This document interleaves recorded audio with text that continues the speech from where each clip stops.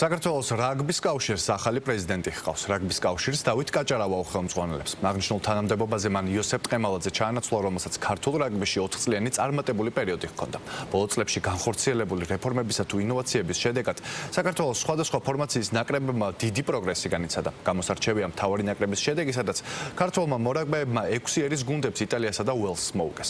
რაგბის კავშირის ახალი პრეზიდენტი ბოლო 4 წლის განმავლობაში საქართველოს რაგბის კავშირის გამგეობის თავმჯდომარის პოსტს იკავებდა.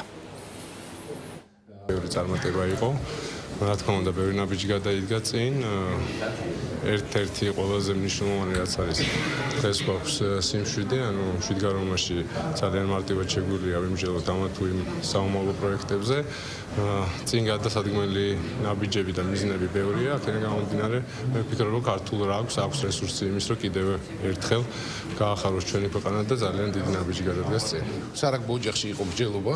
მე თავიდან ვამბობდი, რომ კარგი იქნებოდა თუ მორაგბეები უფრო მეტად შემოიწევდნენ შიგნი და კიდევ ერთხელ მოვუწოდებ, რომ უფრო მეტად შემოიწიონ, როგორც ვთქვათ, მენეჯმენტში, ისე მართვაში, უცხოეთიდან ჩამოვიდნენ, ვთქვათ, იგივე გიორგი ლაბაძე, ასე შემდეგ ჩაუდგინდა. დავით კაჭარავა, მე მგონი ყველასთვის ცნობილია მისი წარმატებული კარიერით. რაგბში